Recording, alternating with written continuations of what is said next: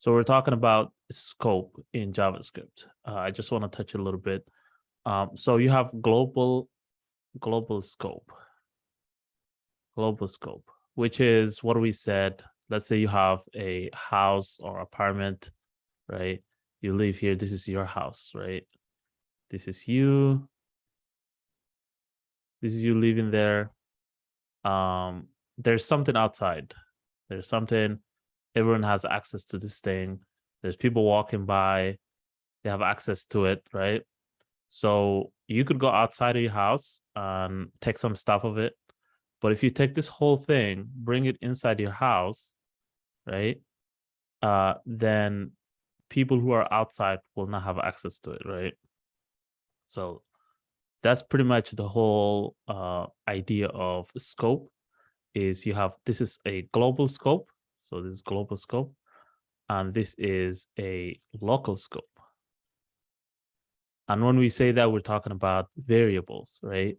So if you declare a variable here, so let's say this is a variable. I don't know why I put that sign. That's different language. If you put a variable here and you say, let's say let, whatever the variable is, let food, this is going to be a global variable. If you put it inside here, consider this your house to be a block of code. So a block could be like a function, it could be a loop, it could be anything. So your house is the block. So if you have these curly brackets, then that means that's a block. So if you declare this same function, let food, inside this block, but not outside, then anything outside will not have access to it, right? So that's generally just what the scope is. So we're making sure that, if you have a function, other people cannot access it. That's pretty much it. Does that make sense to everyone? So global scope, variables declared outside of these curly brackets. That's it. It's the same as putting something outside of your house and everyone having access to it, or bringing that thing inside your house and you only have access to it, right? So that's generally scope. Okay. So the reason why I sent you guys that video is because we're not going to cover scope. So I want you guys to go back to that video, because if you don't understand the scope, you're not going to understand the topics we're going to talk about today. If you don't understand, like, variables have a different level of access, then it's going to be hard to understand. So just make sure you go back and review that. Okay, so today we're going to talk about a couple of topics. So we're going to talk about closure, we're going to talk about callbacks, and we're going to talk about advanced array methods. So at the end of this class, you should be able to describe what closure is, how closure is created in a program, and why it's important to understand closure in JavaScript. You should be able to demonstrate the proper use of callback functions by passing functions to another functions as parameter. You should be able to use map.reduce.filter and use them in different cases. So yeah, I think today the most important thing is to kind of like pay attention. I think that's pretty much it. If you pay attention, it will help you in the future, right? Especially these two, closure and callbacks. They're concepts that are a little bit harder for people to grasp at the beginning. So just make sure just to pay attention and see what you can understand. And I'll try to give you examples in the real world and in code, both, right? So let's just describe what closure is in just a description. It might not make sense to you, like the way we explained here. So a closure is a function that has access to its outer function scope. We talked about scope, right? A closure is a function that has access to its outer function scope.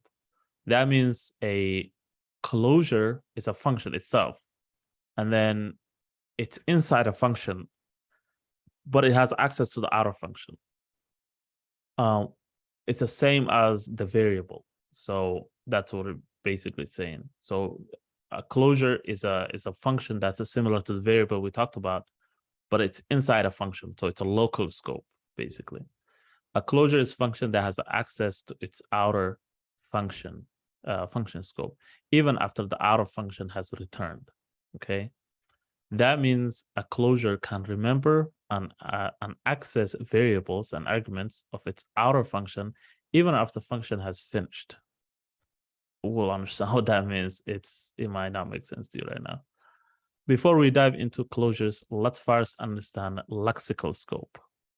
A lexical scope or a static scope in JavaScript refers to the accessibility of variables, functions, objects based on their physical location in the source code. Okay, so what does this mean? So this is like they're trying to use like a jargon or like a complex word, but really lexical scope, it's literally what we just talked about, which is a global scope or local scope, right?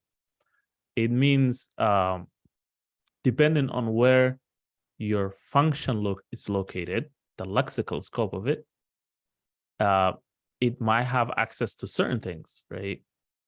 So let's just actually restart this whole thing and apply it to function. Remember, we just talked about variable. Now we're going to talk about function in the same sense of global scope and local scope, right? Still keep in mind that idea of like putting stuff outside your house and people having access to it, and then you put it inside your house and nobody having access to it except you, right? Keep that in mind because that's really important to understand. So let's talk about what lexical scope is. Lexical scope. I'll buy a tablet or something in the future so I can draw stuff, guys. So right now I'm just using my mouse. Okay, so lexical scope. Lexical scope is the same concept of global scope and local scope, but using functions, right? So let's say we go back, same thing. You have your own house. This is a function, right? This is a function. So your house is a function. And let's say inside your house, there's a room, right? There's a room, it has a door, all that stuff, it has windows. Let's consider this to be another function. And we're gonna make functions just an F right now, okay? So now let's put something outside. Let's say toys, okay? These are toys. And you're trying to give it to other people, right? And this is your house, it has a door, whatever. There's a door here. And this is you. And these are your kids. So this is one of your kids. They are in their house. Okay. Now, the thing is, let me ask you. So this is of course this is a local scope, and this is global, right? So you already know that global, local. Now let me ask you guys, and you could answer this. Does the kid have access to the toys? Can he go and get some toys?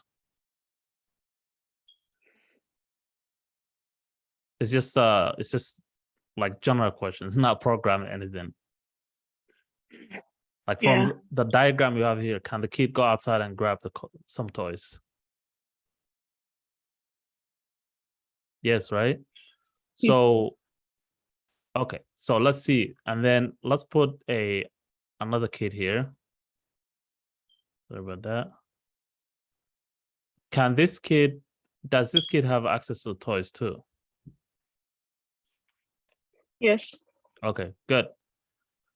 Now let's move these toys. I wish there was like a eraser. There is eraser. No, that's not eraser. This will delete everything. This is supposed to be eraser. No, it's not. Okay, let's just cross it out. Let's move the toys here. So you have the toys here. Okay, we have the toys there. Does the kid here in the house, does he have the access to toys now? Yes. Yes. Does the kid outside have access to toys now? Remember, the house is closed and the strangers cannot come in. No. No, right? So the kid outside doesn't have access to it. Why is that? What is the name of this right now? What is the location of these toys now? Inside the function. Inside a function, right? And that's also called local scope, right? So inside a function. But there's two functions, keep in mind, right? There's two functions. We have the bigger function and we have the smaller function. Now, the kid with the smaller function has access to toys. The parent has access to toys, but the people outside don't have access to toys. So that means toys now, they're not global scope anymore. But let's make this even more interesting. Let's move the toys to the kid's house, to the kid's room. Okay, now who has access to toys? Who can tell me? Who has access to toys? Only the kid, Only the kid. Why is that? because it's a function inside a function. It's a function inside a function. But what about the parent? The parent is still in the house.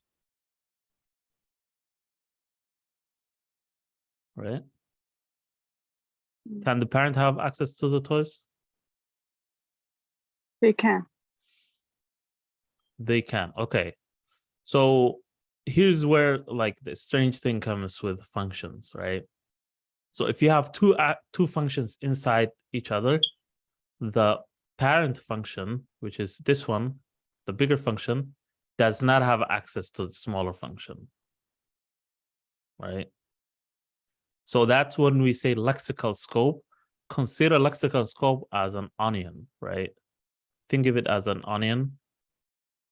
And the more you could go down, you could go from up and have access something, but you can't do inside. You can't go down, right? You can't have access things underneath you.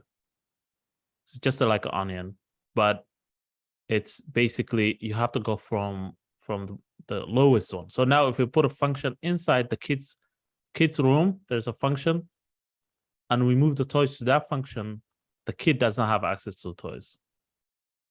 Okay, so that's what lexical scope is. When we talk about lexical scope, that is what it's talking about. It's basically talking about physical location of the function, right? It's basically like layers of layers. Okay, so let's see that in an actual code. Before we do that, any questions about like the explanation I gave you guys? Any questions? Because it's really, really important to understand. Like if you don't understand the concept of having functions within functions, and then access, basically who has access to what, then this whole closure will not make sense to you. So global scope, local scope. The more you go down in a function, the less access anyone has. So the last person is gonna have access. A quick question. So in this case, the global scope would be when we come back from the outside kid and we are in the house, the parent would be the global, or they still would be all together would be still lexical. So global Like scope when you means narrow it down like this. Yeah, global scope means just outside. So anyone, everyone, everything Okay. has access to that stuff. That's what it means. It just means like the outside of the onion. So right here, that's global scope.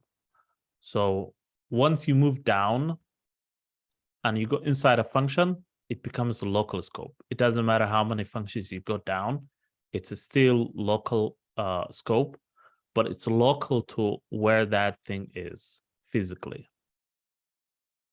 in the functions. Okay. Yeah. So if you declare a variable outside, it's global. Outside of the curly brackets, remember. Outside the curly brackets, it's global. So let's see that as in a code. Okay, so let's write down what do we need to. Bring my notes. Okay, so closure. Let's talk about closure. I can't even type today. Closure. Okay, closure. So first thing about closures is closures give us the ability to put functions within functions. Okay, so you could kind of like encapsulate functions. And also they give us the ability. They give us the ability to access parent functions. When I say parent functions, I'm talking about as you go up. Another thing is you can use any global variable or function. Should save this automatically. Let's save. Okay. Okay. Another thing is the last thing would be these are just notes. The last thing is we can pass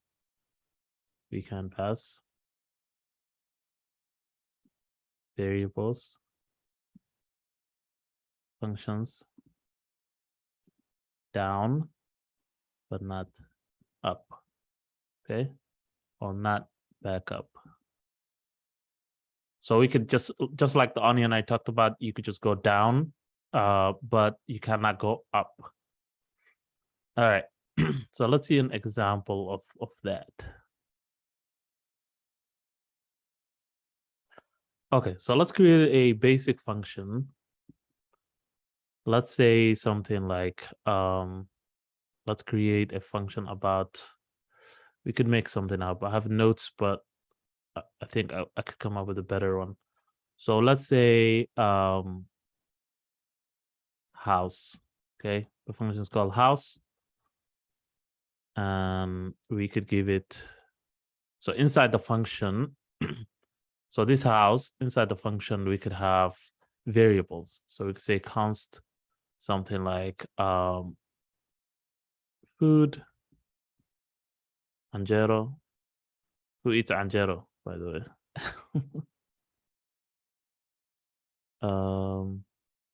Let's say const. I do it Angelo sometimes, but not always, like every once in a while.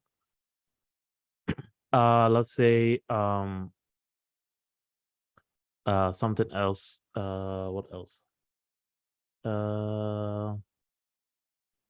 Let's say, yeah, let's just keep for one variable for now. Just keep it simple. Okay, so if we do this, we can actually so this is what we talked about basically, is now you have what is this variable? Is it global scope or local scope? Local scope, right? Because it's inside a function. If it's inside a curly bracket, it doesn't matter if it's a function, loop, or anything. It's a local scope. Okay. Now let's create another function inside this. Room 1. Okay. And let's say const toys, all toys. Okay. What is this variable? Is it global scope or local scope?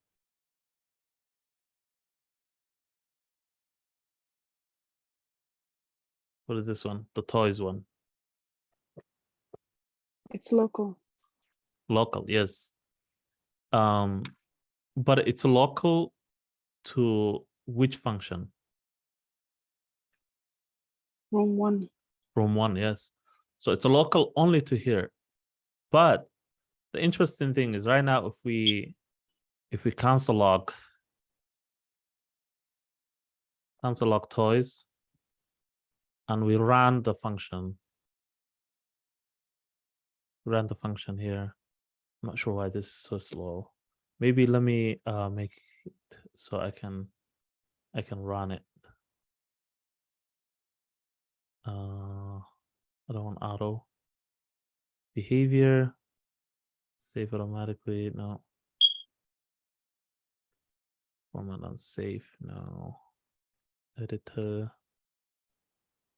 Okay.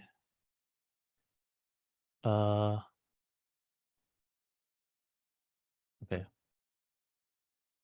I'm gonna save it and then it runs. Okay. So let's run this function now. Let's call it house, right? Something's going on with the token. What did we do wrong? What is he yelling at us? There was a run option. I'm not sure why it's not. It's usually in behavior, save automatically, you know. Save the changes. Save it, and then let's refresh. Okay. Let's zoom out for a second. Okay. So now in 11, what is it? Complain about this? I'm not sure. Oh, okay. Yeah, I got it. I got it. I didn't give it that. That's why it's complaining. All right. So now if we call the function, we should have, maybe we should console log it.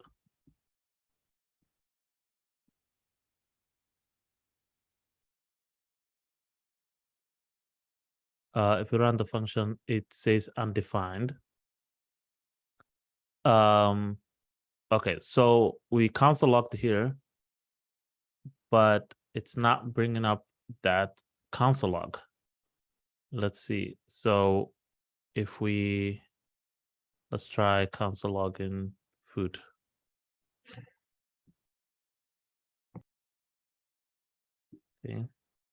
Okay. So why do you think it gave us undefined when we console logged? Because we basically were trying to display this. And also before we do that, actually, let me actually run this function too, because I think the reason why it's giving us that is we didn't run this function. Okay, let's clear it, save. Okay. It used to have the run function. I don't know. I mean, There is there room used to be one, run right, here, man? but I'm not sure why. Yeah. It should be room. It should be room one. So Yeah, number one. it's our room one. Yeah, you're right.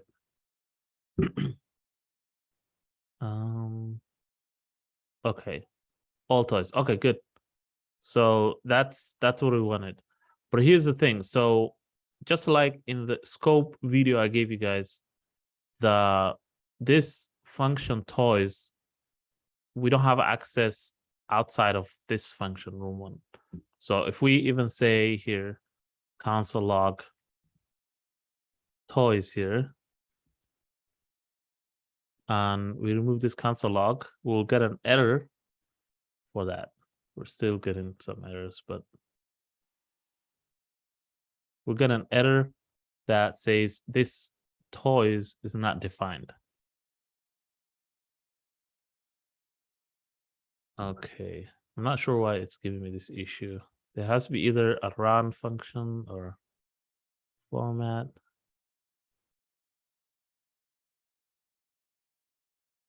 So it should give me an error. Oh, console log. It's not giving me feedback either. Console log, okay. So now it says toys is not defined. So it's saying basically toys is not defined because the function, the outer function does not have access to inner function. Does that make sense? But the other way around is true. So if we say console log here and we say food, it should be able to return if we run this function from one. It should be able to print Angelo, right? Because we only console logged inside the inner function. So that's the whole concept about encapsulation or lexical scope, is the outer function does not have access to the inner function, but the inner function has access to the outer function. Any questions about that?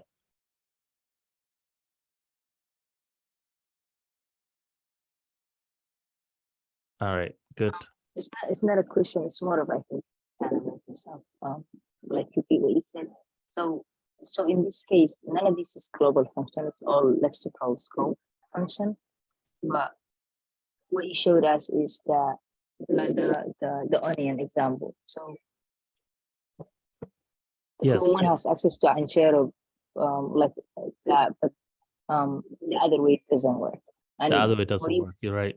for you to work to run the function, you console log inside the function, not outside. That's how you make it fun.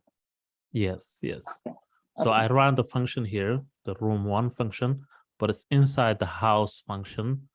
And now when I run the house function, it prints out Angelo.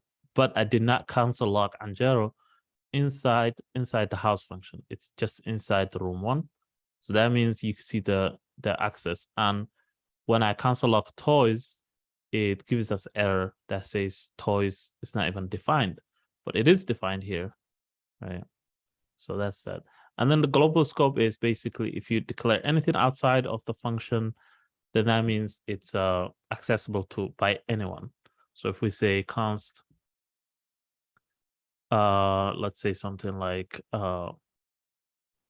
yard sale, everything, then now we could access yard sale inside the house, inside the room. So if we clear this, get rid of this, and get rid of that. Now we can basically say here console log. By the way, if you want to kind of mark your console log, if you want to basically give it a name, you could just say, let's say this one house function, let's say like that, and put here. So you have to put whatever mark you want to put on or whatever name you want to give your console log. You could do it like that. Let's put the yard sale here. Yard sale. So now if we run, it should print out the yard sale message, which is everything. Okay. And then if we access inside the inner function, so if we say console log room1 function, okay, and we say yard sale, should still work. Okay, so if we clear this, it's a lot of printing. Save it. Make changes so it runs.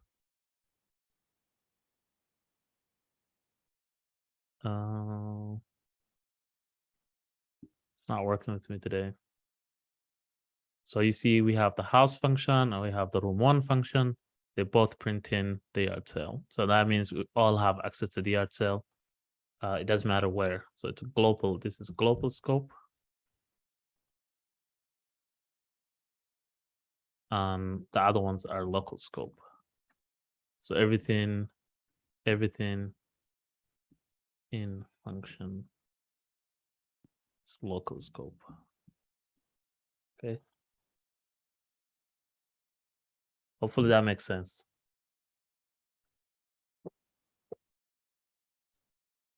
So now we understand this scope and lexical scope. I'm gonna confuse you even more. So read a little bit about this, how closures work. There's something called execution context, which we touched a little bit. Basically, where the function is executed. So right here, room1 is executed inside the house function. That's basically what it's trying to talk about. Lexical environment, we talked about that. Basically, the lexical scope is lexical environment. But before we finish this whole closure thing, I want to show you guys a very, very useful thing about closures, right?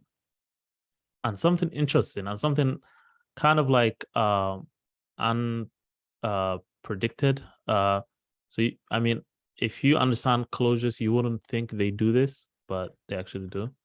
So let's comment this out or get rid of it so it doesn't print anything anymore. Okay, so this one is called reference.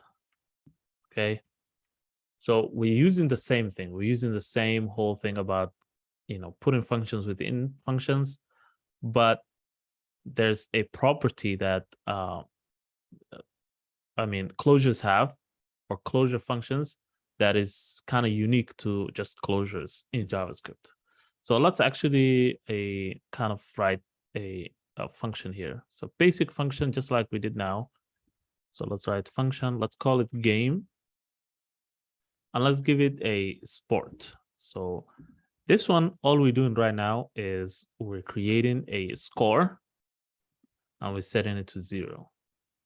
So this one now is basically a function that keeps track of the score of the game, right? That's all it does right now. So we talked about putting functions within functions. So now we have to put a function inside this function. So we say function, let's call it win. And let's return a message. Let's return a message. So in the message, we could just say something like, your score is, and then we could put in this variable, right? So we could just put here score. But how do we make it so that this whole message prints out? We could use something called, it's called what is it called? Template literal. So template literal basically means you use you use, instead of using quotation, you use a different type of quotation, which is this type. So this is, I think, called a tick. It's not even a quote. So it's above your tab. If you have a Mac computer, it's above the tab in the keyboard. So that's what it is. So if you press the button before 1 and above the tab, that's where you get it. So it's called the tick.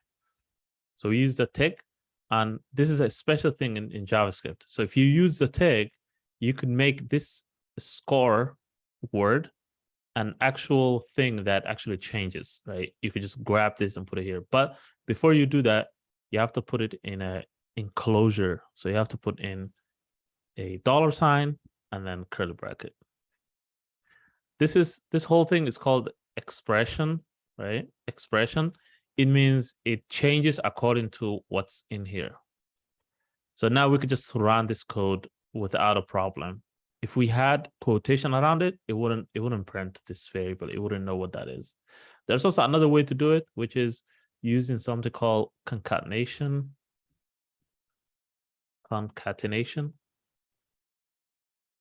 Concatenate JavaScript. So JavaScript concatenation. So this is basically putting something together, kind of like connecting. So these are also different options.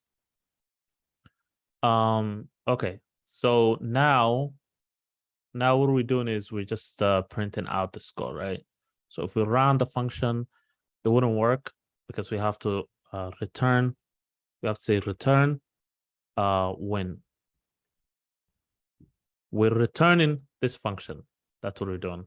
So this game function is returning this win function. Now let's console log that. Console log game, and we have to give it a sports. Right now it wouldn't make sense, but let's say something like, let's give it soccer. Okay, so now it says your score is 0, right? Which is what we were expecting. So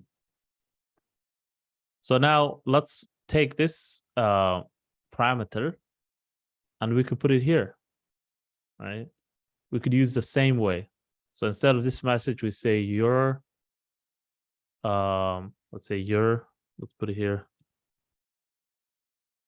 sport.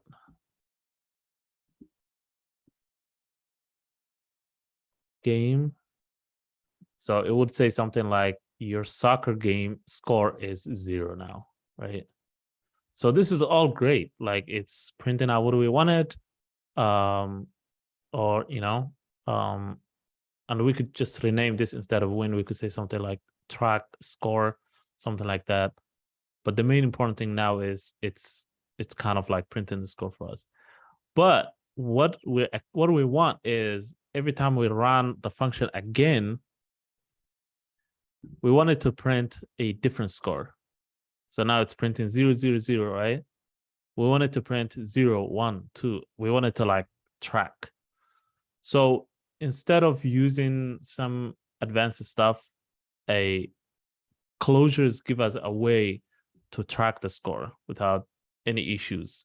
And that comes down to something called reference.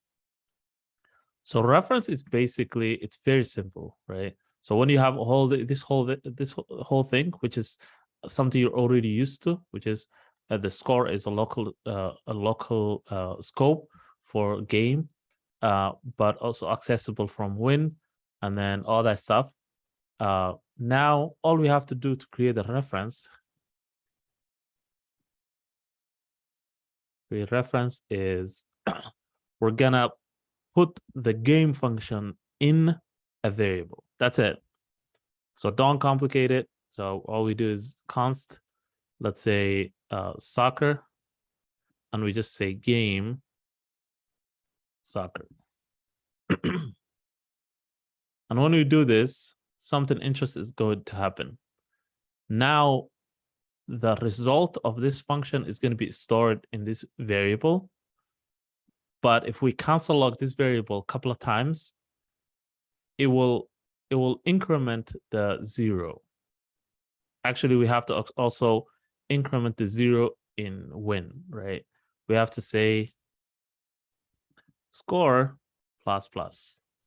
So in JavaScript, when you say something plus plus, and we learned that in the for loop, it basically means add 1. That's what it's basically saying. So plus plus just means add 1. Every time we run this function, add score 1. So a shorter version would be like that. Any question about this so far? Basically, how we put this together before I show you like the magic of closure.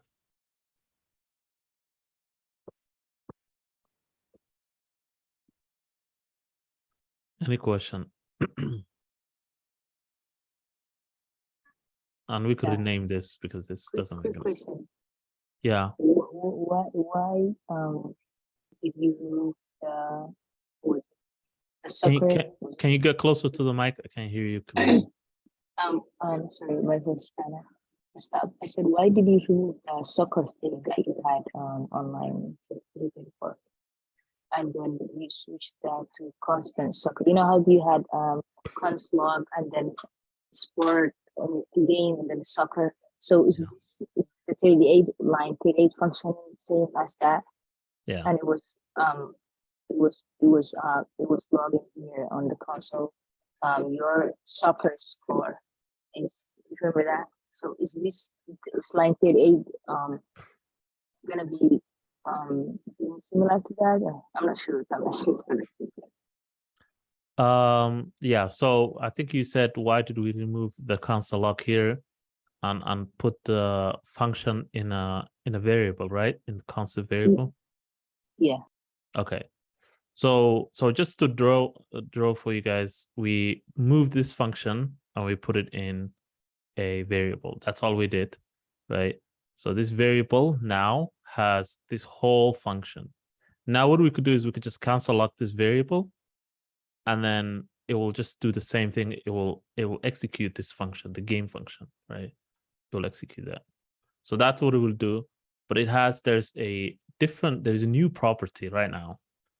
So once we do this whole thing about putting it in variable, which is called the reference in Clojure, what it does is this variable will keep the score in memory. So it will keep it in memory. So it will use the browser to store the result. And then if we run it again, instead of starting from 0, the closure function, by the way, this is the function inside is called the closure. That's basically, it's enclosed inside. It's like those Russian toys where you have like things inside each other. I'm not sure the name of it, but it's just like that. But this function inside has a responsibility of keeping the result. So it doesn't matter how many times you run it, it will just keep adding to it, and it will have a memory of the result here. So now let me show you. So let me show you the magic. So let's run this function. So let's say console log soccer, and it's a function. Keep in mind it's a function. So now the score is 1, right? I'm not sure why it's saying soccer is not a function. Where is that? Line 40. It is a function. It's tripping. Don't worry about it. Okay. So now it says 1, right? Which makes sense because right now we incremented 1. But the interesting thing is it will not stay 1 if we run it again. If we say again console log soccer, it will increment that. I'm not sure why it's acting like this. Soccer. Yeah, we have it here. I don't know. Okay, maybe it didn't save or something. I wish I had like the run button here. Okay. Let's get rid of the autosave. Let's save it. Okay, maybe the save and the run are connected. Maybe we should have done it in just normal thing. Format, no. Okay. Okay, I think we have to change something. So let's add one more console and then save it. Soccer, did I spell wrong? I spelled it wrong, I think. No, it's not.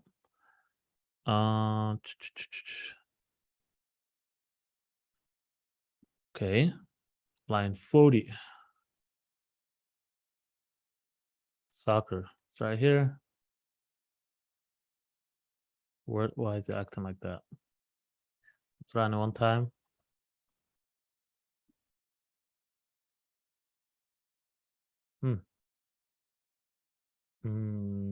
Type error, soccer is not function. It is a function.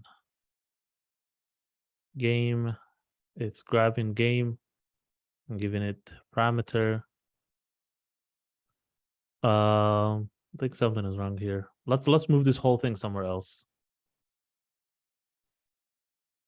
Let's go to somewhere called Rebel.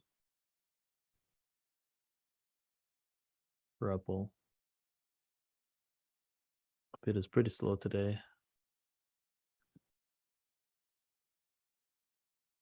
Rebelit, it's called Rebelit. Let's log in. So Rebelit is just a place to run your code. So it's similar to CodeBin. Gonna run node, run it. Zoom it in. Okay, so we're gonna write our code here and it's gonna show here. Okay. So now we could just say run here. It's saying soccer is not a function. Okay. It's not right because it is a function. Okay, we have the game function here. Game. Before we do all this, let's just run this one first. Okay. So it's not bringing anything because we're not console logging anything. So let's console log it.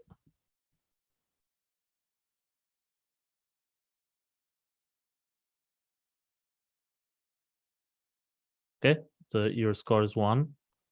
Now, even if we do this again, it wouldn't work. It will just still say your score is 1. You see? So we don't want that. We want it to keep incrementing. So let's use maybe another word. My sport equal to game soccer. Okay, now let's console log my sports. My sport. Or maybe let's not make it a function. I don't think that will work. Okay. Okay. Yeah, I think it would. The issue was us putting it as a function. So now it should give us 2. No, it's not. Yeah. So it should be a function.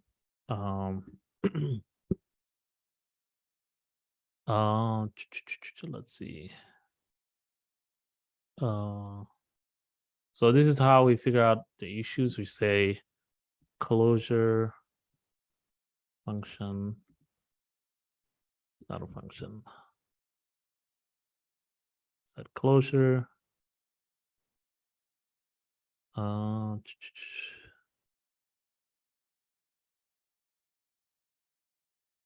Let's try one more thing. Return. Okay. So let's move this. Let's return only. Let's put return before this function. So let's say return here. Okay, because now we're just returning the whole function itself. So let's try this. Let's run it. Okay, so now it's working. So it wasn't allowing us to actually return the function already executed. It wants us to return the actual function itself. So in function, when you return something, it means this is the result of the function. Okay, now if we call it another time, it remembers that we already have 2, and it increments. It adds 1 more and 3. So that's kind of like the property of closure. This closure function. That's the property it has. It keeps track of that, because a lot of times what happens is functions they don't remember anything. That's not their job to remember something. Their job is to execute something and to kind of like repeat the same thing, but without us giving anything except incrementing the score. The closure function remembered that we already had 2 and we have to add 3. And this is good in like gaming, in like a lot of things that you could use for a function that can remember whatever you gave it already. Any question about that?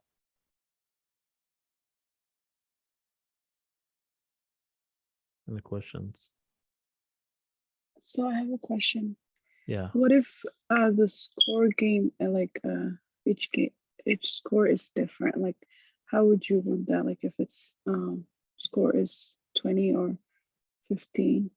So if this 0 is like 20, is that what he's saying? Like, a different score, like game 1, game 2. Do you have to do a different functions?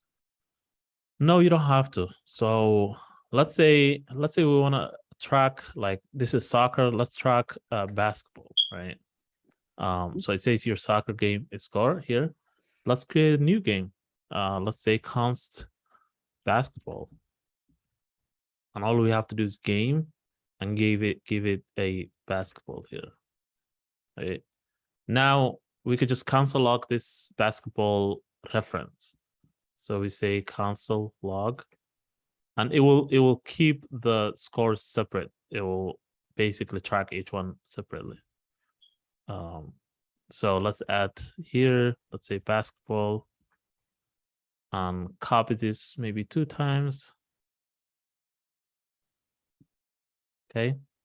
Now, if you run this, it will run the whole thing. And now you have soccer 3 times and you have basketball 3 times. So it's separating. It's not basically saying your score soccer is 1, 2, 3, and then your basketball is 4, 5, 6, you know? It knows that this is a new thing because you have a new reference. So this is a new reference.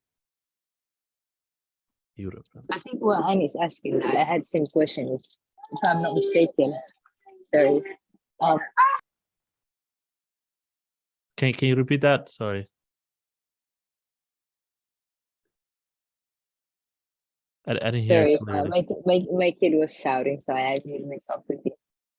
If the scores are different, like let's say one game is 25, another game is 30 points, how would that be printed out? I don't know if that what Hani was asking, but that's what I had in mind. Okay. And Yeah. would the increment change? Yeah, like different, not like 1, 2, 3, but like different numbers that are not in order, 37 Yeah, or 35. I totally get it. Yes. Yeah. So here's where we have to add more information. We have to give the reference function more information. Right now, the only information it has is score. It starts with 0. So every time the function runs, it starts from 0 and it says, okay, let's add 1 to 0. So that's where you give it more information. So if you give it like 20, it will run 20. And also another thing is if you want to keep track of different type of scores, you have to create different variables for that. So we have to say something like soccer score or basketball score, and then you could run that here. Or you could create another function that keeps track of the soccer score or the basketball score. So this one we're keeping it simple, where all scores start from 0 every time we run the function. If you want different scores starting from different places, then you have to create you have to start this one from like 3, and then create another one for you have to say this one is soccer, and then create another one for basketball, and then separately this function can keep track of those 2. So we could try that too. Soccer. Keep in mind when you're creating a variable that is 2 variables, what do we do? I mean 2 words. What do we do? What do we call it? How do we change it? Should we keep it like this or change it? Capital. So we have to use something called camel case, right? Camel case, remember the camel ham? So camel case is like this. So it's soccer, and then the second word is always like that. I don't know why it's doing that. It's the clever navy. Yeah. Now we could just say something like your sport is, we could just say score here, and we could, so it will return the same thing, but we could also instead of returning, we could console log, right? Console log, not the return itself.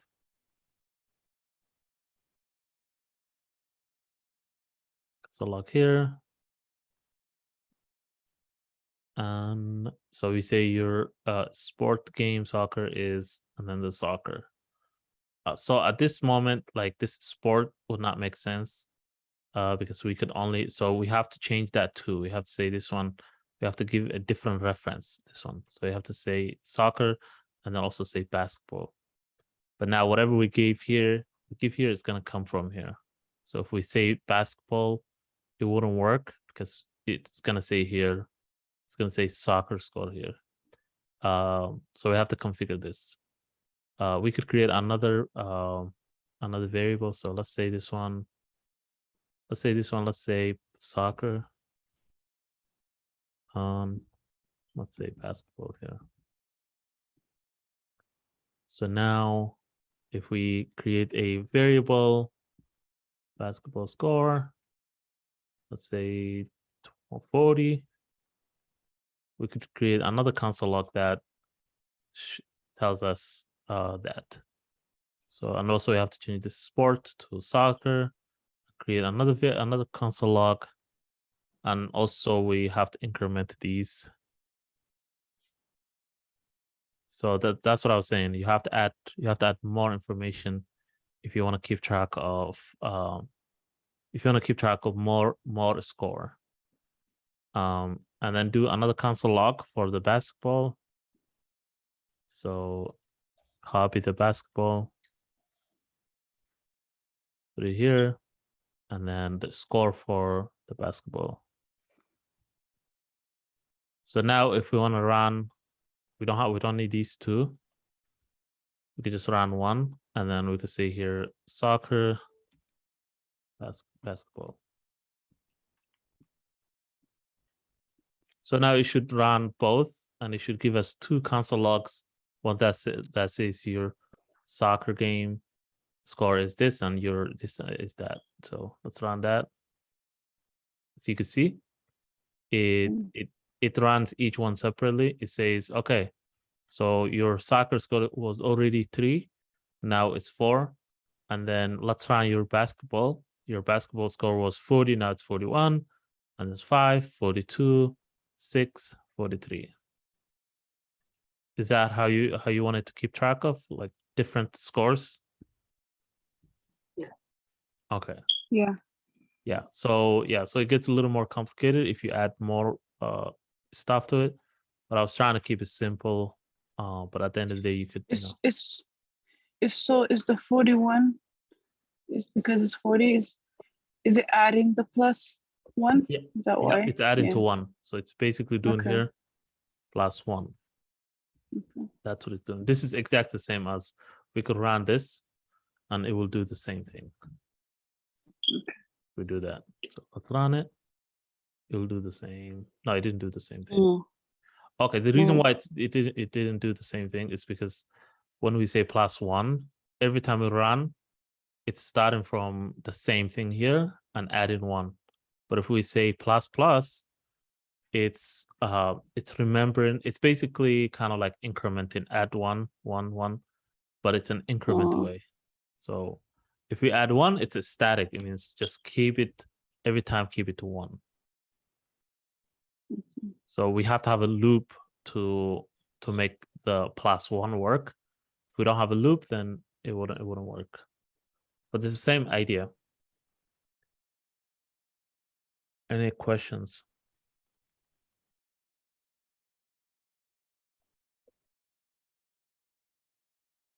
All right. So that's closure. I know it's kind of hard concept to understand, but once you do a little more practice, hopefully it will make sense. Let's go to another harder one. But before we do that, let's take maybe 5-minute break. Inshallah. So you guys can drink a coffee or something. So let's take a 5-minute timer. Okay. See you soon.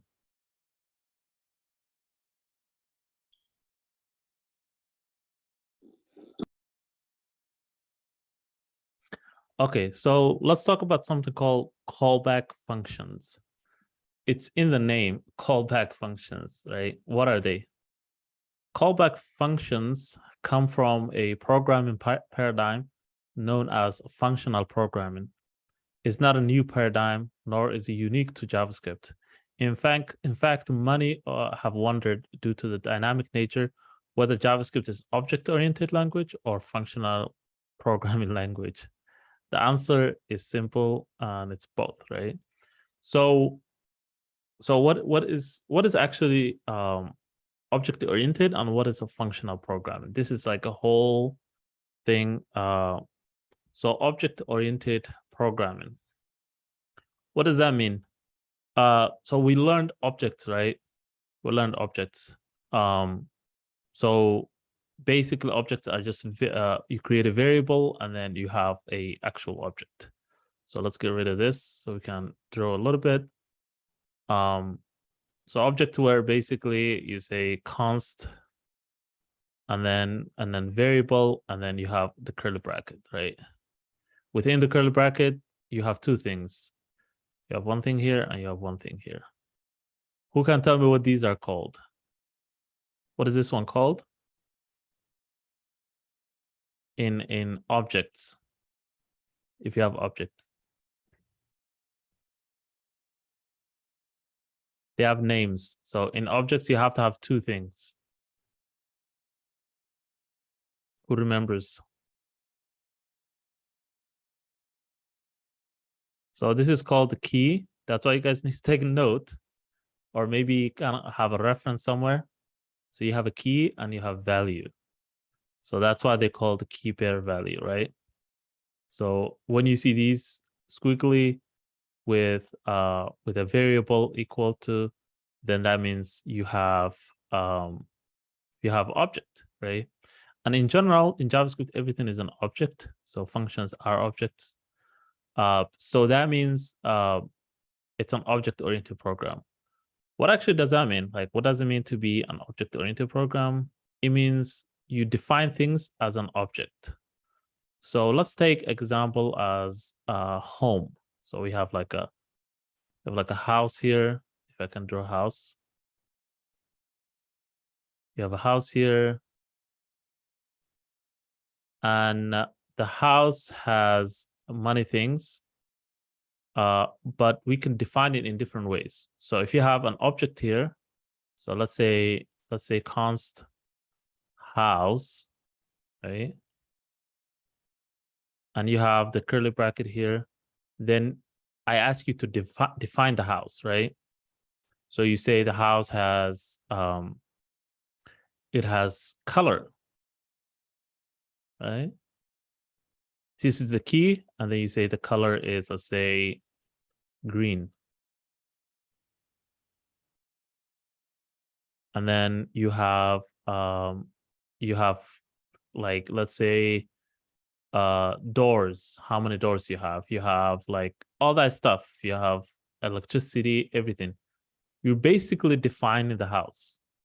So the house itself is an object. So that's why it's called object-oriented programming language.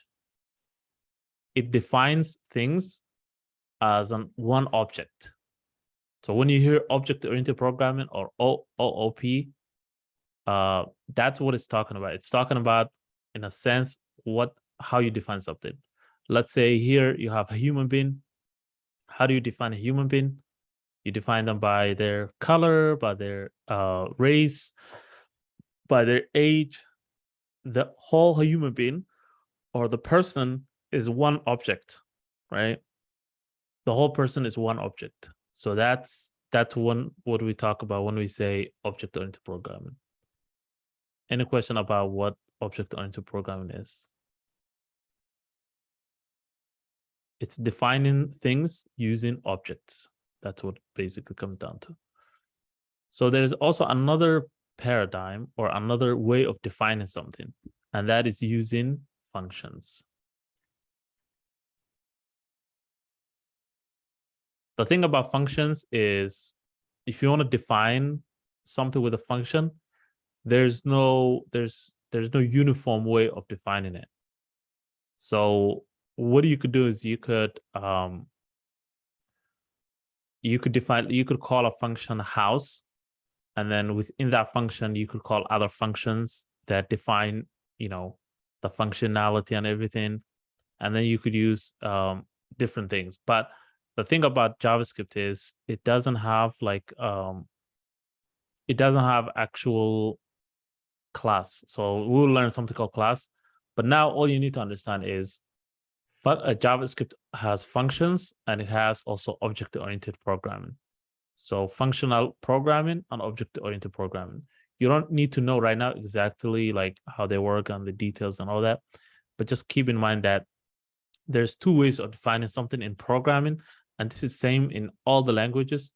It's either functional programming or object-oriented programming. Those are the only two ways to define something, like a house or a person or a car. How do you describe that in programming? Okay. So let's go down and see what callback functions are in general. So callback functions are just functions that are passed into another function as an argument. Okay. And the concept is so commonly used throughout JavaScript language that one day you will look back and barely remember a time when you didn't know how to use it.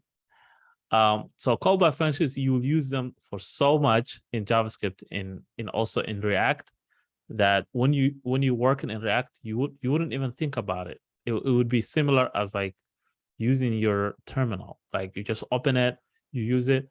Callback functions will be the same. So let's actually let me show you what callback functions are. Okay. So let's go back to the drawing. So let's say you have a function here. So you have a function. So it's a normal function. It has a name. So let's call it add.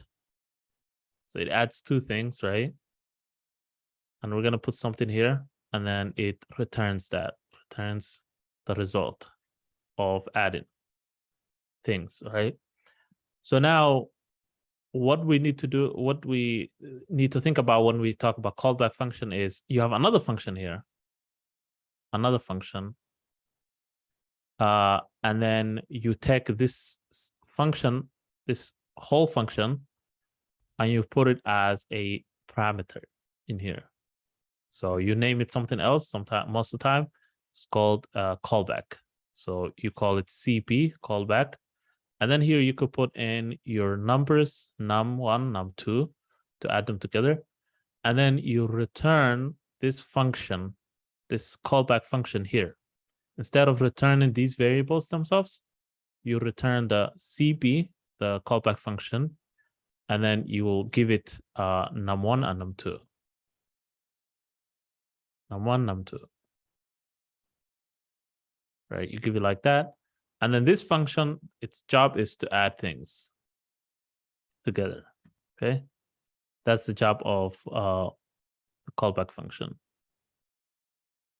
So let's try that in code. So it will make a little more sense in code.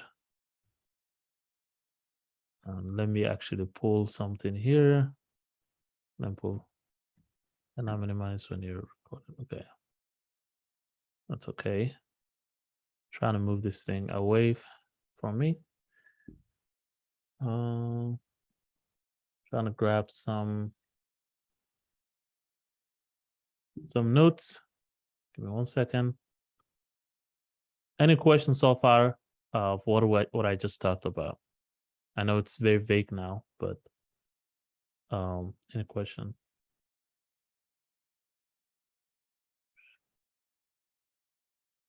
Give me a second.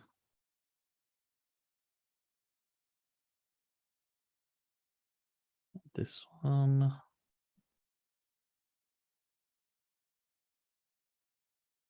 Give me 1 second, because I want to get the notes that I needed.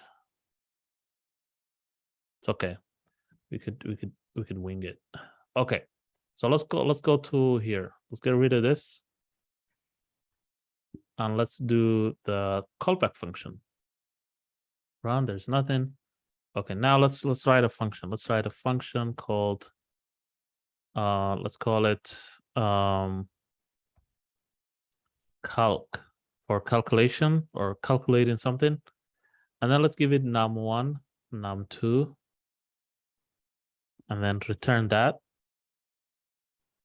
Num1 plus a num1, num2. Okay, so this function doesn't do any addition or anything. So now if we call it, if we say console log calc, right, and we give it 2 and 3, it will do is it will return those two. it will return 2 and 3. It actually returned. What did I do here? 2, 3. It returned 3. Oh, okay, you can't return 2 things and then put comma next to each other. So sometimes you have to do something like this. Okay, but the main goal is now it's not doing anything, right? It's not adding, it's just calculating, but we don't know if it's adding or multiplying or anything like that. So what are we going to do is we're going to create a function that adds for us, add, and then we'll give it num1, num2. Okay. And it returns num1 plus num2. That's all it does.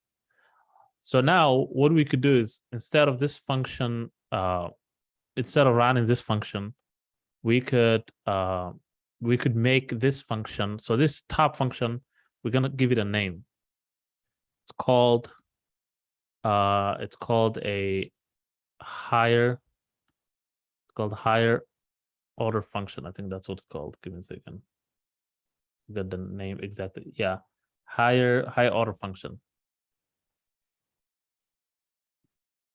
So if you ever hear high order function or HOF, it's a function that takes another function as a parameter. So, and also you might say, what is the use for this? Why are we using it? We will see. I'll show you a real world example of like how to use it. So what I'm gonna do right now is, I don't want to confuse you, but right now what I'm gonna do is I'm gonna take this add function, I'm gonna put it right here, right after num2. That's all I'm gonna do. Okay. So keep eye on that. Let me delete this. Okay. So what I'm gonna do is I'm gonna call it different name. I'm gonna call it CP, callback, right? That's all I did. And then what I'm gonna do is I'm going to take that CP and use and return it with these two. Right, that's what I'm gonna do. So I'm gonna say CP, because remember CP is a function. So we could give it a parameter here. So we took CP, which is callback function, which is the add here. And then we put it here. And then it uses these num2 and num1.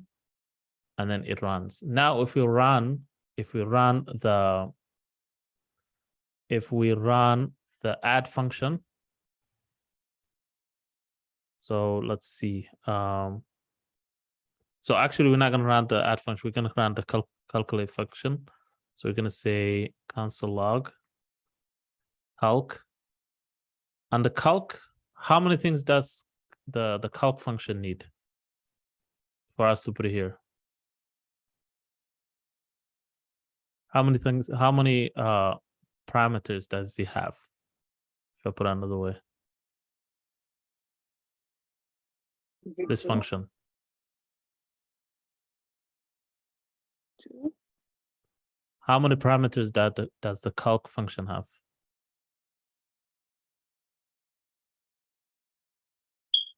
Gonna wait for you guys.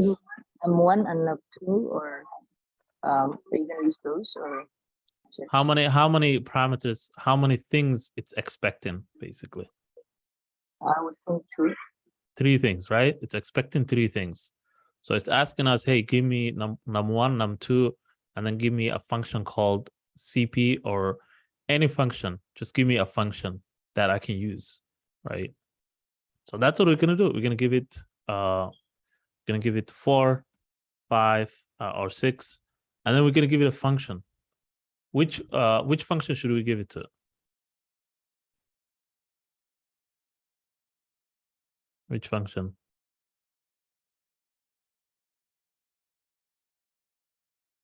Remember, this is the callback function. This is called callback function. That's what we're learning. We're calling it back. So right now, this function has 2 numbers, but it's also expecting a function called callback, CP. You could just call it callback here if you want. It doesn't matter. Callback. Right? It's expecting a callback function. And this is the callback function, right? So now when we execute this calc function, we're giving it two numbers. This is what it's expecting. And we're giving it a callback function, which is the add. The add function right here. Does that make sense to you?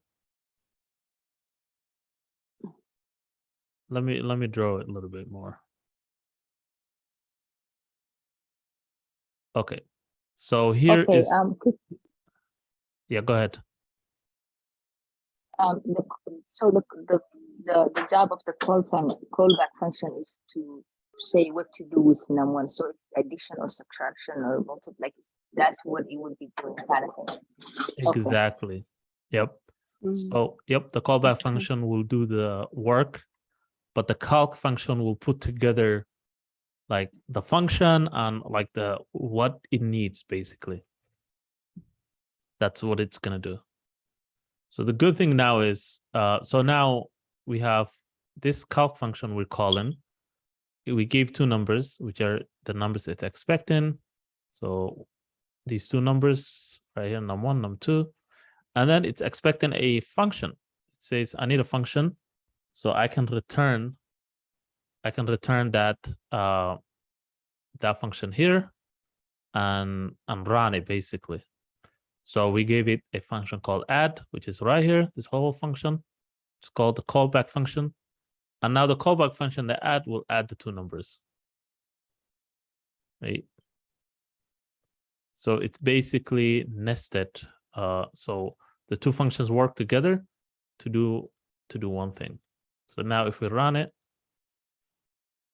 should give us what we needed, which is 10. So it adds these two numbers. The good thing now is if we create another function called multiply, and we give it num1, num2, and we say return num1 multiplied num2. We say that. Now instead of saying add, we could just say multiply here, and we're not touching the calc function. That will just do its job.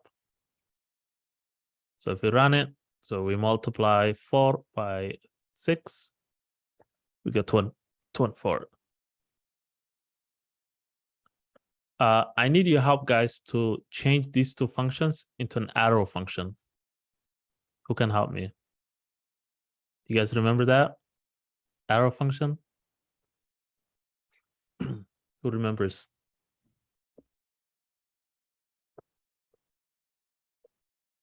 I want to convert this function, which is a typical old way of doing it, to an arrow function. So to do an arrow function first, we need to do variable, right? Add. What's next? Who remembers? If you have notes somewhere of how to change a function to arrow function, you could pull it out.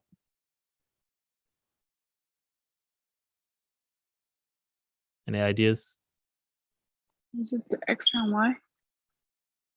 So remember, arrow functions are just the same function, but kind of like simplified version of the function. So we're gonna get rid of some stuff. So I'm gonna give you one more thing. So I'm gonna say equal to, and now we need to add two parameters. How do we add parameters? These num1 and num2. How do we add them here?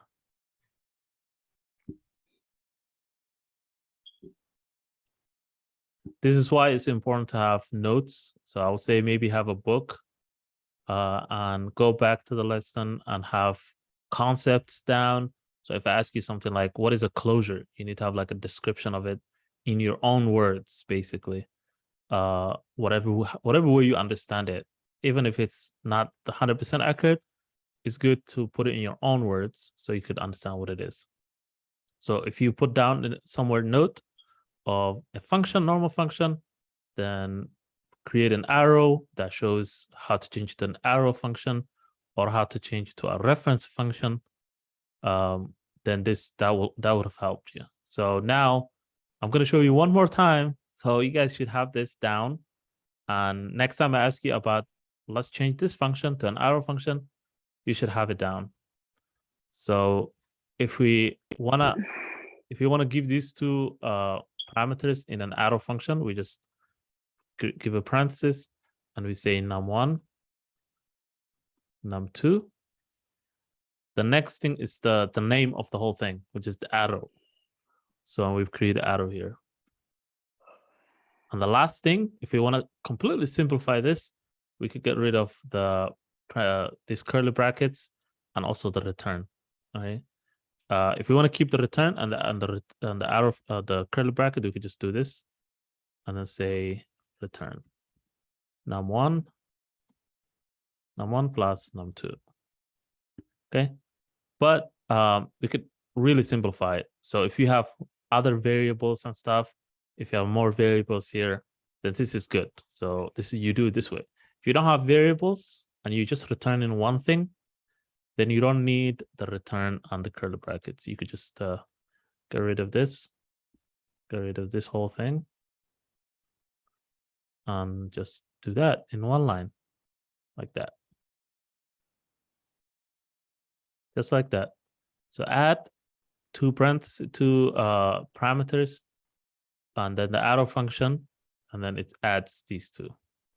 This should work exactly like the top one. So let's comment this out. If we put it here, comment this one, it should return 10. It works the same.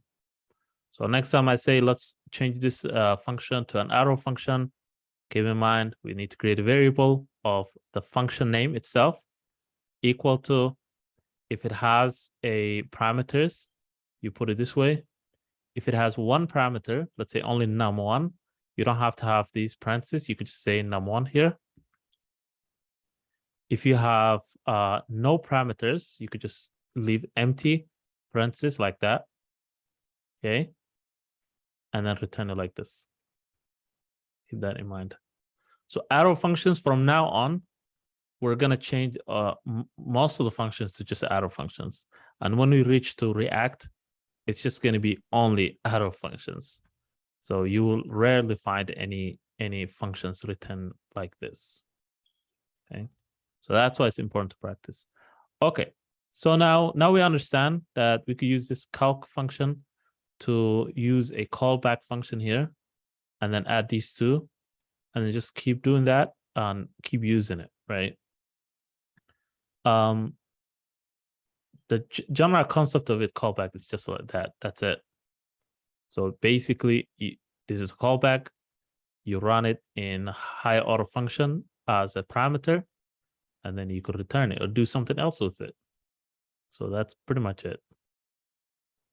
Callback functions. Any questions?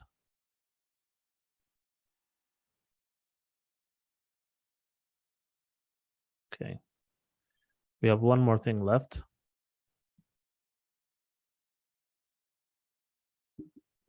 Okay. What did I do here? Okay. You guys can see, right? Okay.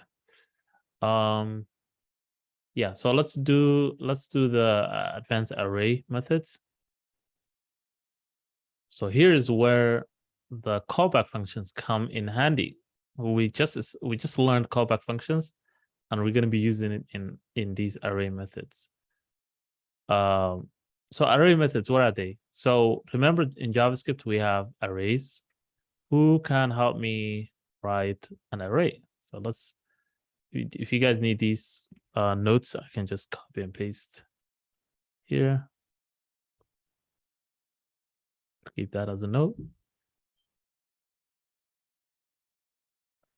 Okay, I need to create an array of something. Let's say array of food. How do we do it? Help me with that. Let's call it food. Someone help me. I want to create an array of food.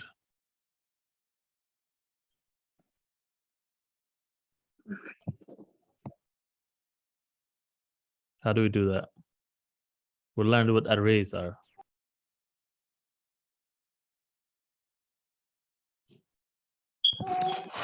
You're gonna create a variable. Gonna create a variable. Okay. And then what do we do after that?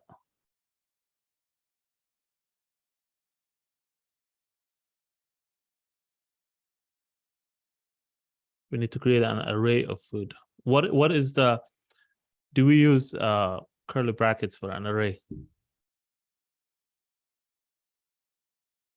What do we use it for? And then, yeah, you list whatever you want to put in there by using quotations. Quotations like that.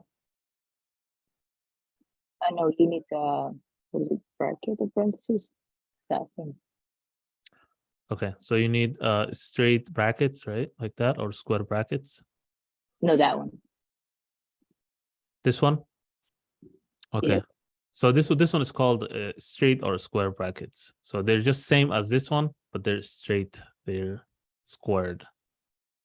Okay. So and then yeah, and then we just put here food. So we say Angelo, Bris, you know, like that. So keep in mind when I say array, I'm talking about these square brackets. So from now on, you should know if I say create a list of cities in an array, then always remember arrays are like this. This is how they are created. Here. Okay, so this is how they created. So we're not going to do this now, but I'll just kind of showing you guys that's what arrays are. So if we learn something, you guys have to either have a note or kind of practice it, or maybe able to Google. So if I ask you what arrays are, you should be able to say something like arrays in JavaScript and find a reference. That's fine. You're not cheating. You're just learning. So you should know this is basically, you should find this and say, okay, this was the food, and then these are like the list of food. Keep that in mind. Did you see me Google? No, I didn't see you. But in programming, you could Google. There's no cheating, really. Like you could Google. You don't have to remember anything. You could either have notes. It's good to remember, but believe me, the more you practice and build something, the more you will remember. But we're not memorizing anything. You only have to be a really good problem solver by Googling and like having notes and stuff. And that's how you remember things. So there's a lot of things I don't remember myself. So I don't bother that. So these are arrays. If I tell you, okay, how do we create objects in JavaScript? You should be able to say objects in JavaScript. And here. Boom. Okay. So remember we talked about object oriented and defining something with the object. And then you should be able to find this. If I ask you, okay, what two things do objects have? Should it be able to have a node somewhere, or you should be able to say, okay, you could say properties. If you say, I'll take properties too. You should be able to say key bear value. You should be somewhere at the top. Somewhere here. So that's kind of like your job to find that out. If I ask you things like, what is a callback? You should be able to say callback in JavaScript.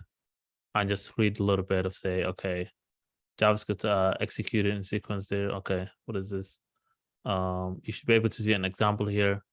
This is two functions, and then in here, they are not displaying the correct way. Okay, so this is the example we did. Remember, you should be able to have like a short kind of description of your own in somewhere. That will help you a lot, because every time we're gonna keep going back to this stuff, so it's never gonna go away. It's gonna keep coming back. So now we don't want to waste time. We don't have a lot of time. So we're going to we're going to talk about advanced arrays. Remember, arrays are just a list of a compilation of something. So now what we're going to do is we're going to create a city data. City data. So the city data is an array. Okay, it's an array, but it's an array of objects, right? So we're making it a little more complicated. So we have an array, and then we're going to put an object inside it. We put one object. We're going to say city. City. Let's not forget the object. City. Going to give it, let's say, Minneapolis. Okay.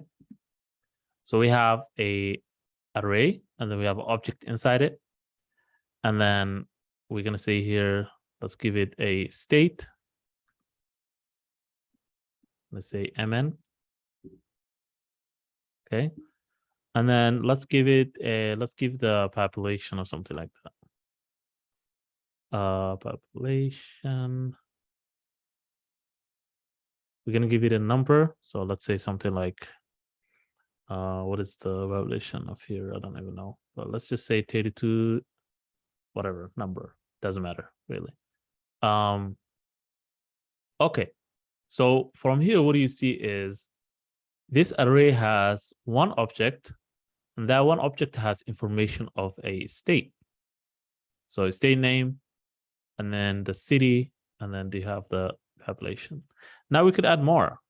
We could say here, state. We could say Ohio, city.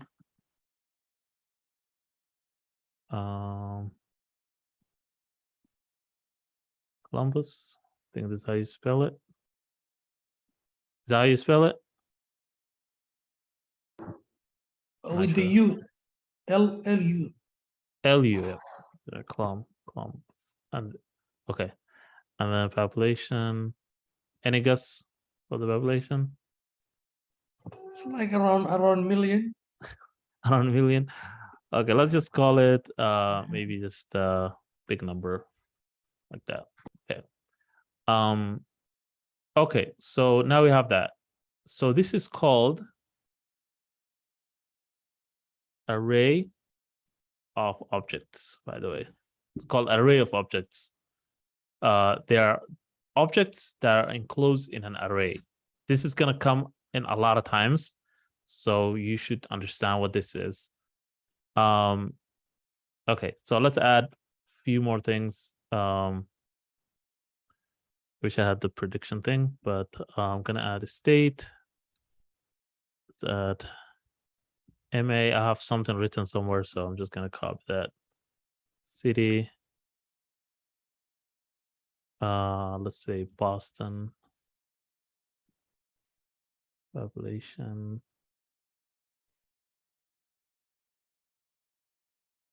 Give it like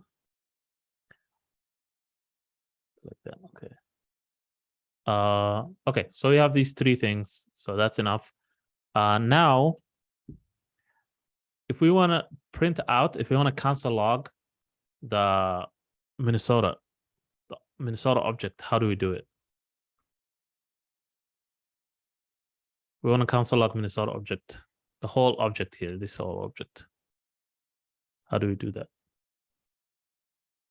Do you guys remember what arrays have? They have a property that makes it easy to access any of these.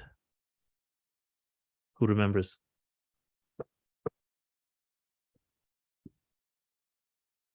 How do we access them? What do arrays have? How do you access them? Keep in mind, write this in your notes. Arrays have index, right? They have index. So each object or each item in the array has an index. What is the first index? What is the number for the first index? 0. 0. Okay, good. So 0.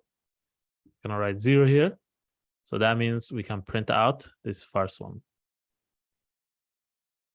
So it prints out the whole object. How do we usually access an item in an object? So we have an object, we want to access the city. We want to show the city. How do we access? Remember we learned when we were learning objects, there's 2 ways to access. There's the dot notation and there's the bracket notation. Remember that? Yeah. So dot notation or bracket notation. So these are things to good to remember, to have a note. So you should have a note somewhere that says how to access objects, how to add objects, how to remove from objects. It's good to have those stuff somewhere. So if you want to access with a dot notation, we could just say dot here. Dot, and then it just gives us a option here. We could just say dot city. That should bring up the Minnesota, and then it should print out the city, Minneapolis. Okay. So that's just the object. We haven't even done the whole thing we wanted to do, which is give you a advanced array methods. So when we talk about methods,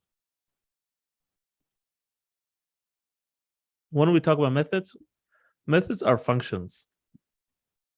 So from now on, if I ask you what is a method in JavaScript, method is a function, right? So when I say advanced array methods, I'm just saying advanced array functions. That's what I'm saying. So there are few of them. There's few array methods, right? So there are basic array methods and there are advanced array methods, right? Some of the basic array methods we learned before were pop. Do you guys remember that? In one of the lessons I showed you. We haven't went through all of it, but where was it? In lesson 3, if you go to arrays, you have length, you have push, pop. These are basic methods. So they remove something from the object, from the array, add something to the array, all that stuff. These are not the ones we're talking about today. We're talking about advanced array methods.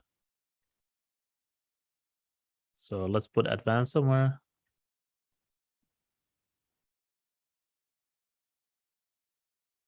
Okay.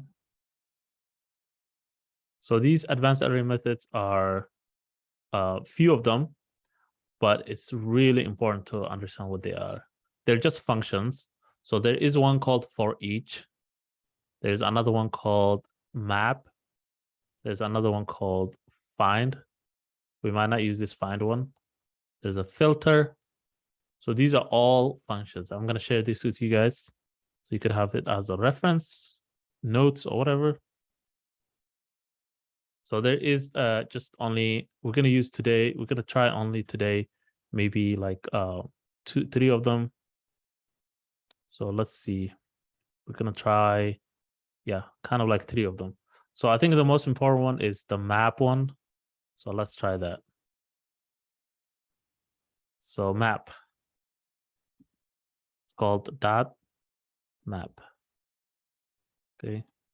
So what does map do? Dot map, or let's go in here, say it loops through objects, array of objects. So it only works with array. It only works with array, but it's usually used with array of objects, right?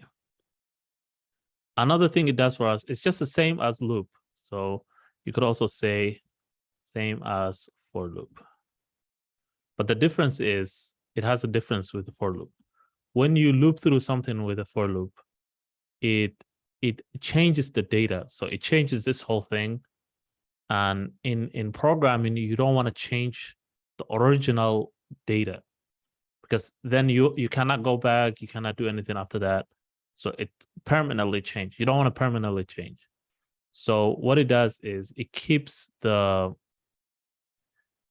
it creates a copy of the, let me just bring my notes. So it returns, let's put it that way, returns new array. Does not change the original. So it returns a new array. So if we give it this array and say, okay, map over or loop through. So when I say map over, I'm just saying loop. That's what I'm saying. So from now on, if you hear me saying map over that, I'm just asking you to use this function to loop through this. It keeps the original. And that's generally what it does. It does not manipulate the data. Okay, let's see an example of it. Okay. We want to change let's say Minneapolis to all capitalized, right? So what we're going to do is we're going to create a variable. We're going to call it, let's say let's call it city. Let's call my city. Okay. And then what we're going to do is we're going to bring the data name, which is this one, city data here. And we're going to say dot map. Remember the dot map? So this is where the dot map comes. So you say dot map. Remember, this is an array, this whole array. You say dot map, and then we're gonna put a function inside it. This is a callback function. So we're gonna put a function inside it. And then inside the function, we're gonna give it two things. Or we could give it one thing. We could say something like city. Or you could call it whatever you want. You could call it item if you want. And then we're going to open this function. Right? So now all we did was we brought this map. We put it right after the city data, which is the array we have. We put all of that in a variable. And then we put a function inside the map. This is a callback function. So we're using right away, we're using the callback function that we learned. So this callback function is going to return something for us. So we're going to say return. It's going to return a capitalized version of the city. So in JavaScript, there is a way to capitalize something. So JavaScript, capitalize, not capitalize, make it like uppercase everything. So there's something called uppercase. So you use that method. So you say dot to uppercase, and then whatever you put in front of it, it will be capitalized. Okay, so that's what we're going to use. So we're going to say item. So item, we could also console log this. So let's return item first. Let's return item and see what that brings back. So let's console log my city. Okay. What do you think it's gonna print out when I say run?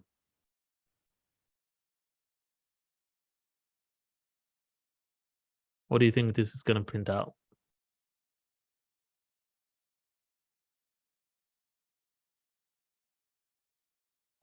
Everything?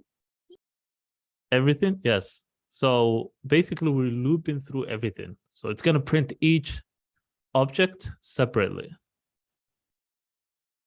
So it prints each object by its own. So it's basically everything. We didn't do anything with it yet. So now we could choose something here. We could say dot city, and then we could just say, we can make it uppercase. We could say dot city dot to uppercase. Okay. So now what it's going to do is it's going to loop through all the cities, and it's going to take Minneapolis, Columbus, Boston, and it's going to change all of them to uppercase. Right? And also keep in mind, it returns an array. It returns a new array. That's what we said here. Returns a new array. So now if we actually console log our old array, which is the city data, it's not changed. It's still intact. You could do something with it. So if you run, it capitalizes here, but the original array is not capitalized. It's the same.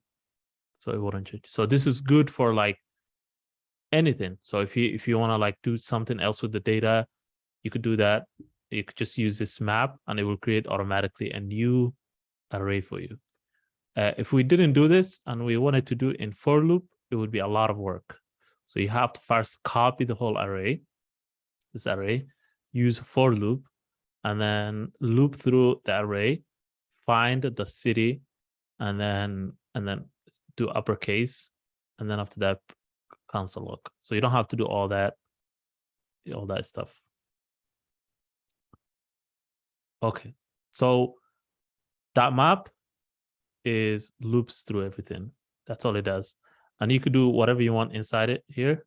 So you could grab item, is basically all of them, right? You could say items if you want, the all of them, and then you could just target any of them. So that's what it does. Any question about map? معلم. Yeah. Can you change that function to arrow function? Great. So arrow function. See here we have this function, but it's not an arrow function.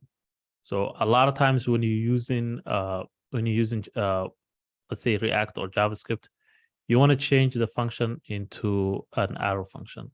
Especially the callback function are always arrow functions.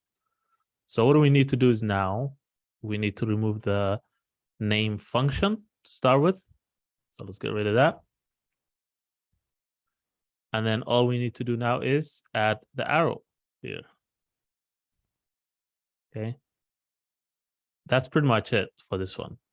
Because this one was anonymous function. If you remember, we learned anonymous functions. I think when we were learning functions, a function without a name is called anonymous function. You don't have to do the equal, all that stuff.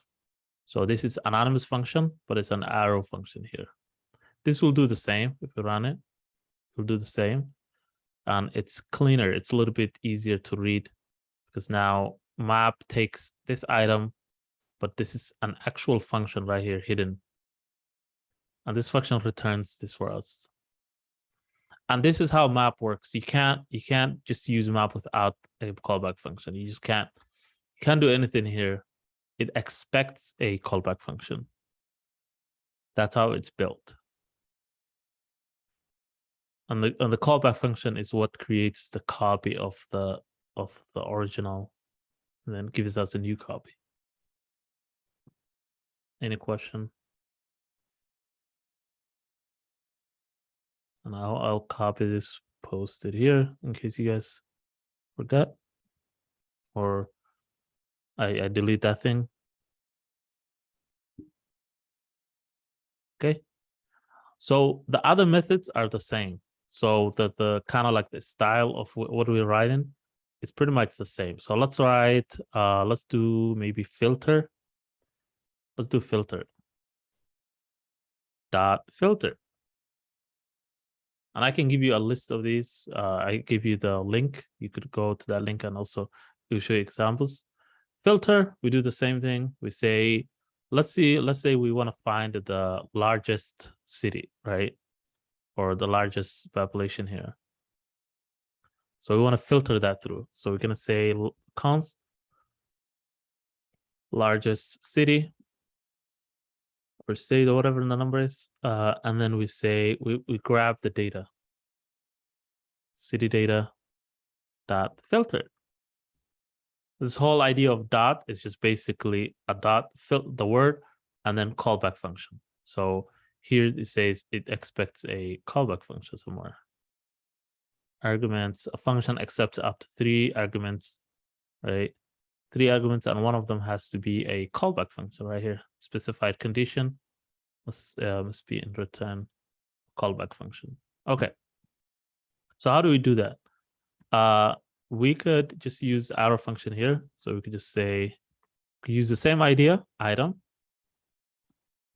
And then we're gonna return a condition. So we're gonna return a condition. The condition is basically we want to find the largest one, right?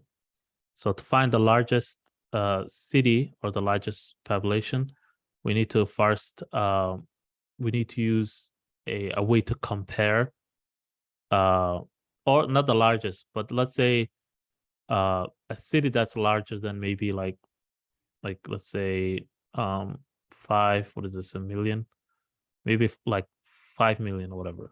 Okay, let's just pick a number. So what we're going to say is we're going to say item dot population is greater than 5. I think that's 5 million. No, that's 5 million. It's 50. Okay, something like that. So if there's anything in that, it will return. So we could say console log largest city. Okay, let's get rid of these.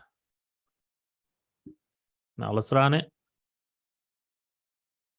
We're missing something here. Okay. There's 6 to 0. Oh yeah, the arrow function. We're missing the arrow function here. It doesn't know what the arrow function. Okay. So now what does that mean? It returned empty array. What does that mean? Yeah, could not find.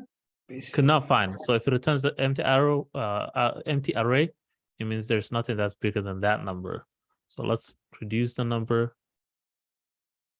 There's 2 of them that's bigger. So there's Minnesota and Ohio bigger than this 50 million, 50,000, I mean. So that's bigger than these, these two cities are bigger than this number. So this is a way to compare. You could also use an if statement here. So you don't have to even do the return. You could just say if, item dot population is greater than this number, then return. You could just say return here. But we already did that in a simple version, but you could do other things here. If you could say if city is equal to, let's say it's equal to Minneapolis, then you could say console log here. Welcome to the land of Lex, something like that, right? So we're filtering. So if you're running now, it will say welcome to land of Lex. So you could do a lot of things with the filter. Basically, it just, if you want to filter out something. So if you want to remove something and like only return one thing or a couple of things that you're looking for, that's a filter. There's a few other ones. There's also reduce. So if we go back to our here, now this one, week 4. Yeah, 4. If we go to here, we have reduce somewhere. Yeah, reduce. Reduce, what it does is it takes numbers and it crunches those numbers into like one thing. So it takes a lot of numbers and it gives you one number. So in case we want to like calculate all the populations, you could use that easily. So we could try reduce. But I think you get the concept. Basically, it's kind of like using these functions that are already built to get something, some result. So I just want to save time, but you could look for example of that. It's in here. So let's say reduce. This is how you use it. Reduce is a little bit different. It takes 2 things. It takes so this is how it looks. So you give it an array, and then it takes the callback function, which is what we were doing, and then it takes something called accumulator, which is just a number that starts from 0, which is right here. And then it if you give it information, it increments that information and adds it together. So it starts from the first one, it starts from 0, and then it adds the 0 to the first one, the first population. It just keeps going down, and then until it reaches nothing, and then it returns that. It's a little bit different, but it's going to be homework for you to try it out. Any questions so far?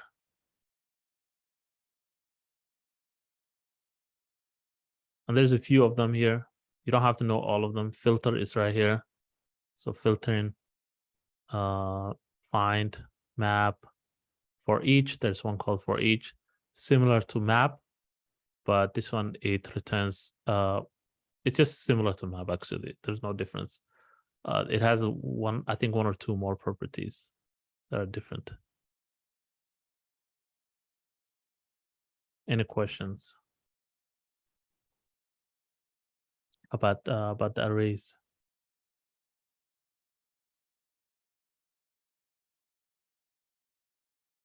Okay, if there's no question, then we can check out the homework.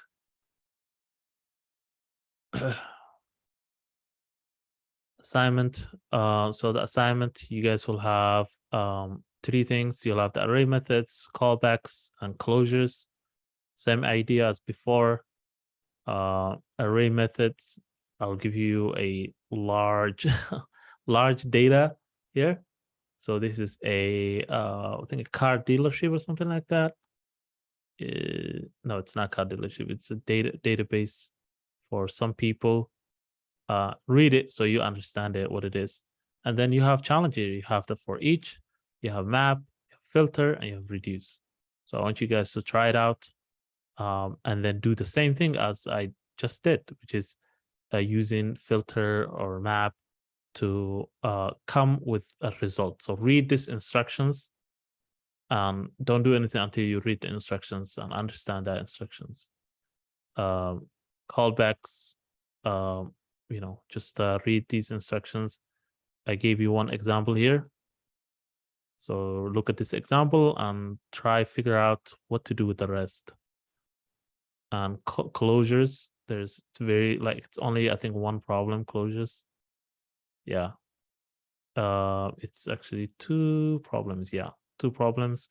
So I simplified it so that you guys don't have to spend a lot of time on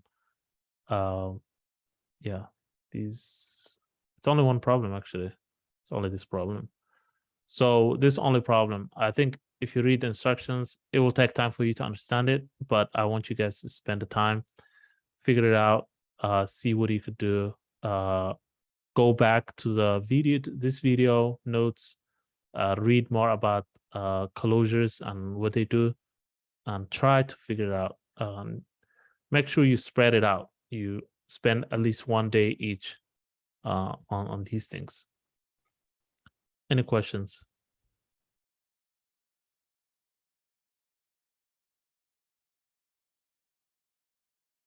All right, guys. I'll let you go. Have a good day. Have a good week. Inshallah, if you have any questions, let me know, inshallah. Take care. Inshallah. Thank you.